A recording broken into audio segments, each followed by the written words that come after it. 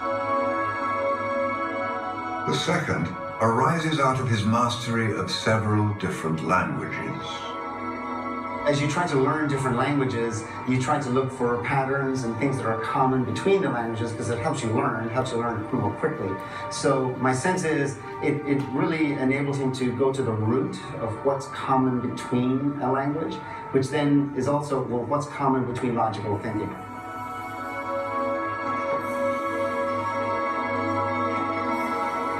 In his attempt to understand the causes of Ireland's social ills, and in his quest to discover a common denominator for language, Boole is setting himself immense problems.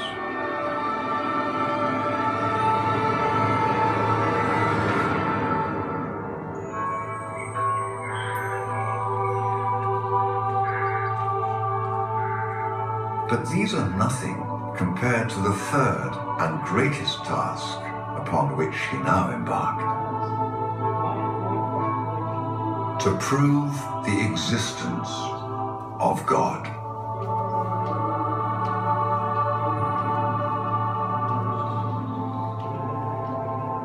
Boole was a deeply religious man.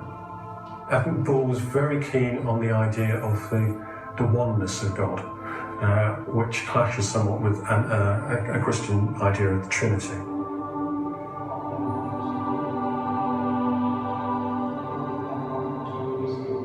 Boole's originality of thought is at its most evident in his approach to religion, which is deliberately non-denominational. In Ireland, he attended his local Church of Ireland parish church, where he was a regular evensong. But he also attended the Unitarian Church, but he never became a full member of either. Boole is convinced that God is one being, and he seeks to prove this by applying to the Bible the process of logical analysis. Boole was very much suspicious of any doctrinal statements and any form of organised religion. Boole's religious motivations were to strip away the layers of interpretation and get back to the pure religion, to the oneness, the unity of God, and pure religion free of interpretation. Dr. Mark Hocknall is at the Royal Society in London to look through the Boole archives. Here we have a note in Boole's handwriting, and it's headed "The Origin of Evil." For a philosopher of religion, that's really interesting. He starts with 4 logical ideas, 4 premises. He says, if God is omnipotent, all things must take place according to his will, and vice versa.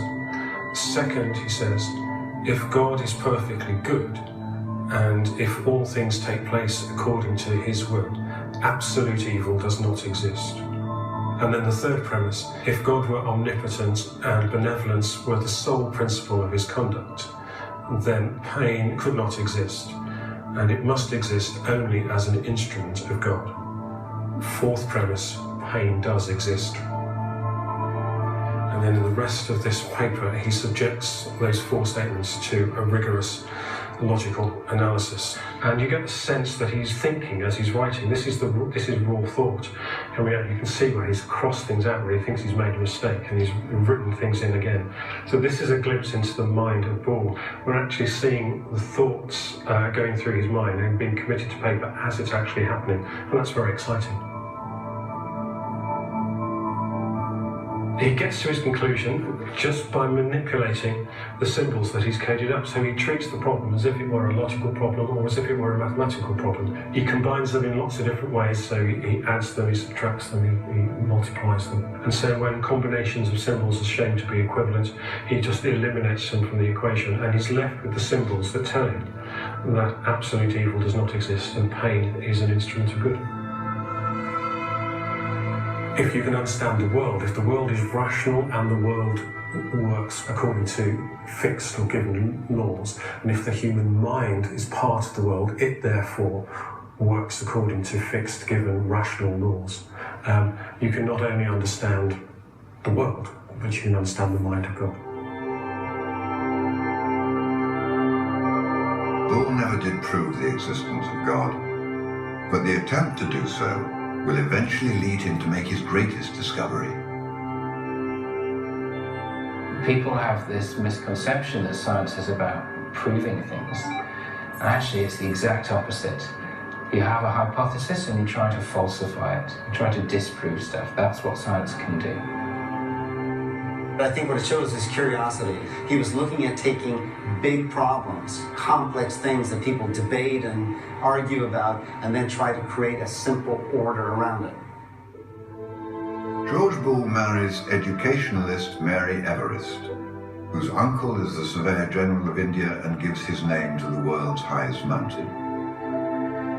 They have 5 daughters, all proved to be gifted in mathematics, chemistry, and literature.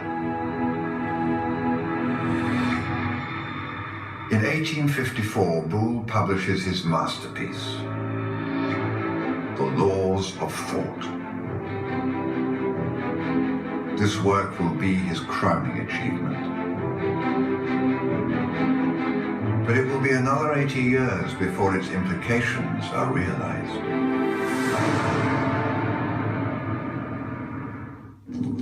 In 1937, a 21-year-old American master's degree student at MIT makes a staggering discovery.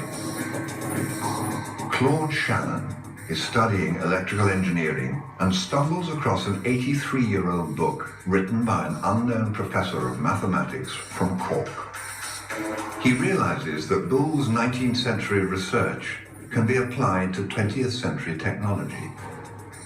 So what Shannon did was to find a way of implementing the logic that Boole and others had developed into a simple circuit, showing that you can automatize operations that before were done by a person. Before it was a person switching telephone calls. There was a lady which was saying, you want to connect to this person, boop, and it was a lady doing this. But you can do, this is a logic operation. You have to receive a request, I want this, and you apply it. So what Shannon showed that you can do this with relays at the time, and the modern version of relay is a transistor, so it's actually the same thing. So it made it automatic, and making it automatic makes it fast, cheap, more reliable, extraordinarily better. Switching circuits are at the heart of the telephone industry. Shannon proves that Boolean algebra and binary arithmetic can be used to simplify the arrangement of electromechanical relays.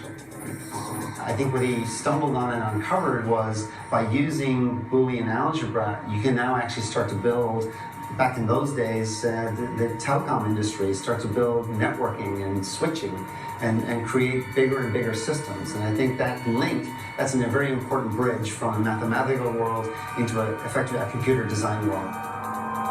I think he was the guy that made that bridge and made the connection that I can actually design big things using these logical expressions.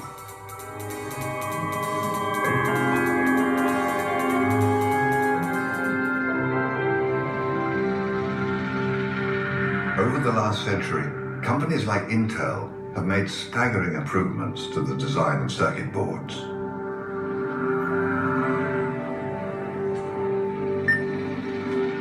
This is one of our validation labs. We spent years developing a microprocessor. It's one of the most complex machines man's ever made.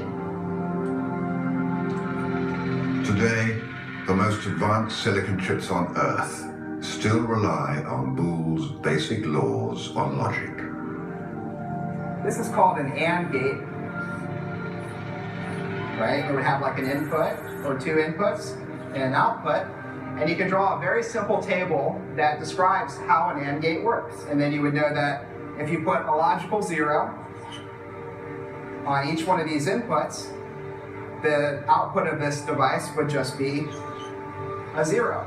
If you have the input of a 0, 1, so 0 on this input and 1 on this input, the AND gate will always put out a 0.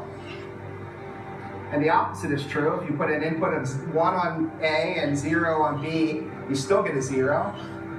And then with this particular one, if you put 2 1s on the input, you get a 1 on the output. And that's Boolean logic. And all a microprocessor is combining together gates like this in such a way that it can solve math problems. We're working on chips that have billions and billions of transistors on it, and getting all of these elements to work together in harmony is very challenging. And the miniaturization of silicon technology has led to giant leaps forward throughout the computer industry. What I've got in my hand is a microprocessor. It'll be going out to market in the second half of 2015. It's got more transistors in it than the number of people in our planet. And the computing power in this chip is equal to 3 teraflops. To give you an idea what that is, 10 years ago, it would take a room as big as the room you're in to generate 1 teraflop of computing. Today, I can hold it in my hand.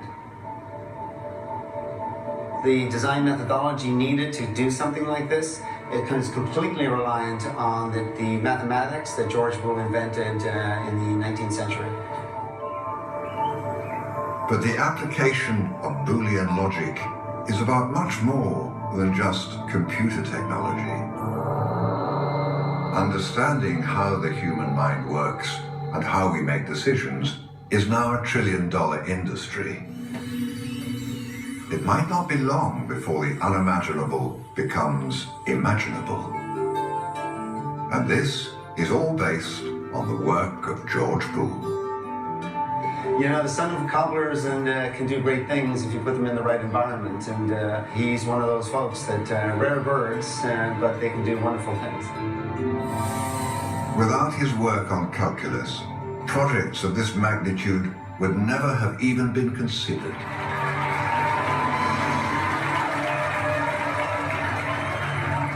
If you want to send a rocket off into space, you want to send a rocket off to the moon. Everybody talks about the physics, everybody talks about the engineering, and they're wonderful things. But almost nobody talks about the original mathematics that plots out the paths or trajectories. His work on invariance was so advanced that it would inspire the greatest minds for centuries to come.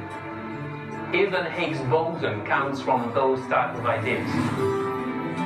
But his need to interrogate the status quo, his search for rules in the most unlikely of places, will remain his everlasting legacy. I believe that Boole worshipped truth above everything else. So no matter who says something, no matter who's famous, it's the truth of the material that they actually put forward that's what really counts. In many ways, the simplest ideas are best, and that's an idea that runs through not just mathematics, but the history of science. Did Boole move us from the industrial age into the digital age? Very probably. I don't think he intended to do this, but of course through the work of people who followed him and people who picked up his ideas, we did move from an industrial age, a mechanical age as it were, into a digital age. Boole's work was irrelevant in his time. It was irrelevant for a century thereafter. You can't predict the outcome or the impact of research, and we must always support blue skies thinking, curiosity-driven research, or we will eliminate Booles from our universities today. The digital world is quite clearly in its infancy. And I think that industries at that point in their development, in their infancy, struggle to look back, to look, and begin to investigate where they came from. It kind of isn't the issue. Only when they mature and grow up and reflect do they begin to look back and look at their own heroes and find their own heroes. And I think this is true of almost every industry. Eventually, the digital world will unquestionably start to look at its heroes and will discover that George Boole was not just a hero, maybe the hero.